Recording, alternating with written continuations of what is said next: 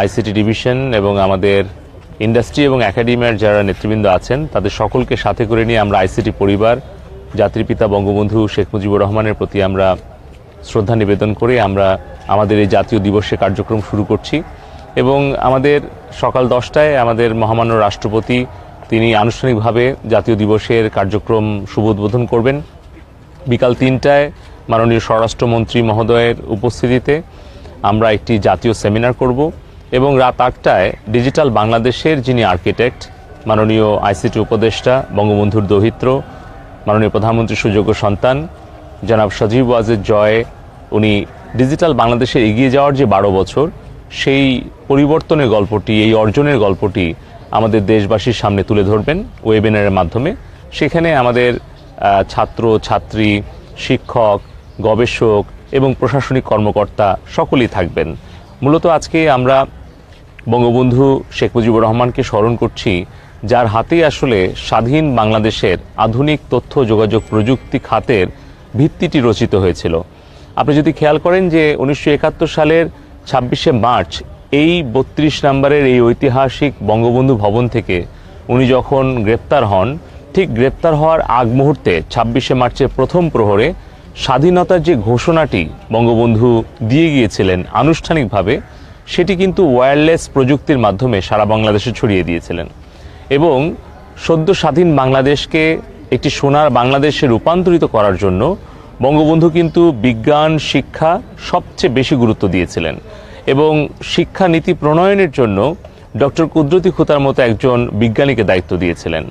আবার 1973 সালের 5ই September international telecommunication ইউনিয়নের সদস্য পদ গ্রহণ করে এবং 1974 সালে যখন জাতিসংঘে প্রথম বঙ্গবন্ধু বাংলায় ভাষণ দেন, সেখানেও কিন্তু বিজ্ঞান এবং প্রযুক্তির যাতে সুফলটা বিশ্বের সকল মানুষ সমানভাবে পায় সেই জন্য কিন্তু উনি এই বিষয়টি উত্থাপন করেছিলেন।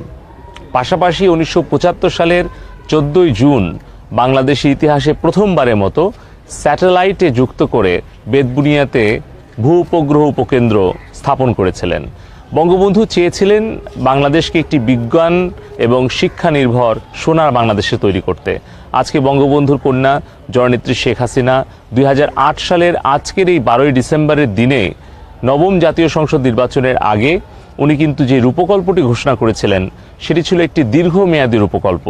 অর্থাৎ 8 সালেই বঙ্গবন্ধু কন্যা জননেত্রী শেখ হাসিনা উনি পরিকল্পনা করলেন যে বাংলাদেশের যখন 50 বছর পূর্ণ হবে তখন বাংলাদেশ হবে মধ্যমায়ের প্রযুক্তি নির্ভর ডিজিটাল বাংলাদেশ। এটা আমি বলছি আজ থেকে 12 বছর আগের কথা। আর এই কারণেই আমরা 12ই ডিসেম্বরকে জাতীয় দিবস হিসেবে উদযাপনের উদ্যোগ নিয়েছি। কারণটা হচ্ছে যে আমাদের বর্তমান এবং আগামীর প্রজন্ম তারা যাতে এই ঐতিহাসিক দিনটিতে স্মরণ করেন এবং এই ঐতিহাসিক দিনটিতে জননেত্রী শেখ হাসিনা একটি দরিদ্র রাষ্ট্রকে প্রযুক্তি নির্ভর ডিজিটাল বাংলাদেশে রূপান্তরিত করার যে দীর্ঘমেয়াদী ভিশন দিয়েছিলেন এবং শুধুমাত্র সেই ভিশন দিয়েই উনি থেমে থাকেননি, সেটি পূরণ করেছেন, সেটি যাতে ইতিহাসে স্বর্ণাক্ষরে লেখা থাকে এবং বর্তমান এবং আগামী প্রজন্ম যাতে স্মরণ করে এবং আগামী দিনে তারা যাতে বড় স্বপ্ন দেখার সাহস পায়, সেটিকে অনুপ্রেরণা দেওয়ার জন্যই আমরা 12ই ডিসেম্বরকে জাতীয় দিবস হিসেবে উদযাপনের জন্য আবেদন করেছিলাম মন্ত্রিসভায় এবং মাননীয় প্রধানমন্ত্রী মন্ত্রিসভা সেটি অনুমোদন করেছিল। আজকে কিন্তু আমরা মানব সম্পদ উন্নয়নে বিশ্বে একটা নজির স্থাপন করেছি। বাংলাদেশ থেকে 6.5 লক্ষ ফ্রিল্যান্সার অনলাইন মার্কেট প্লেসে কাজ করছে এবং বিশ্বের দ্বিতীয় বৃহত্তম কিন্তু অনলাইন আউটসোর্সিং মার্কেট হিসেবে বাংলাদেশ প্রতিষ্ঠিত হয়েছে। বাংলাদেশ থেকে আমরা $1 বিলিয়ন আইটি রপ্তানি করছি এবং আমাদের ই কমার্স বিশেষ করে এই যে গত 9 মাসে যখন পুরো বিশ্ব স্থবির হয়ে গেছে, উন্নত দেশগুলো অর্থনীতি হুমকির মধ্যে পড়েছে, তখন বিশ্বের মাত্র 2টি দেশ যারা 5% ওপরে জিডিপি অর্জন করতে পেরেছে এই 20 সালের জুন পর্যন্ত, তার মধ্যে কিন্তু জননেত্রী শেখ হাসিনার বাংলাদেশ অন্যতম। এবং এই যে ই কমার্সের যে 60 থেকে 70% লেনদেন হচ্ছে, এখন বাড়িতে পণ্য পৌঁছে যাচ্ছে, 50 লক্ষ মানুষকে জননেত্রী শেখ হাসিনা মোবাইল ফাইন্যান্সিয়াল ওয়ালেটের মাধ্যমে প্রত্যেক ঘরে ঘরে কর্মহীন মানুষদেরকে 2500 করে টাকা পৌঁছে দিলেন এবং আমাদের 4.5 কোটি ছাত্রছাত্রী বাসায় বসে তারা অনলাইনে ক্লাস করছে। আমাদের ভার্চুয়াল কোর্টে 20,000-এরও বেশি জামিন শুনানি হয়েছে এবং পাশাপাশি খেয়াল করে দেখবেন যে আমাদের যে সারা বাংলাদেশে 39টা হাইটেক পার্ক স্থাপন করার যে একটা বিশাল উচ্চাভিলাষী একটি টার্গেট জননেত্রী শেখ হাসিনা হাতে নিয়েছেন, 64টি জেলায় Sheikh Kamal IT training incubation centre স্থাপন হচ্ছে এবং ক্লাস 6 থেকে 12 পর্যন্ত আইসিটি সাবজেক্টটা গত 10 বছর আগে যখন বাধ্যতামূলক করা হয় তখন কিন্তু আমরা কেউ কল্পনাও করিনি যে আজকে আমরা সব কিছু প্রযুক্তি নির্ভর আমরা ব্যবহার করতে বাধ্য হব। এবং সারা দেশে 8000 Sheikh Russel digital computer lab স্থাপন করা হয়েছে, আগামীতে আরও 5000 স্থাপন করা হচ্ছে এবং স্কুল অফ ফিউচার অর্থাৎ চতুর্থ শিল্প বিপ্লবে যাতে আমাদের বর্তমান প্রজন্মের সন্তানেরা তারা যাতে তৈরি হতে পারে, নেতৃত্ব দিতে পারে, তার জন্য তাদেরকে robotics, artificial intelligence, big data analytics এই সকল বিষয়ে কিন্তু সম্মুখ ধারণা দিয়ে বড় করা হচ্ছে। এবং আমাদের যে প্রশাসনিক ব্যবস্থা সম্পূর্ণভাবে প্রযুক্তি নির্ভর গড়ে তুলেছেন জননেত্রী শেখ হাসিনা। আমাদের গত 9 মাসে 10 লক্ষাধিক ফাইল আমরা সম্পাদন করেছি। 66 দিন যে লকডাউন ছিল, সরকারের দপ্তরগুলো বন্ধ ছিল, বিচার বিভাগ বন্ধ ছিল, তারপরেও কিন্তু একটা দিনের জন্য প্রশাসনিক কার্যক্রম থেমে থাকেনি।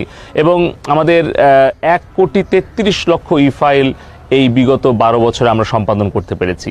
3800 ইউনিয়ন পর্যন্ত ফাইবার অপটিক্যাল কেবল পৌঁছে গিয়েছে এবং আমরা আশা করছি যে আগামী 2021 সালের ডিসেম্বরের মধ্যে 4500 ইউনিয়নকেই আমরা উচ্চগতির ইন্টারনেটের আওতায় নিয়ে আসব।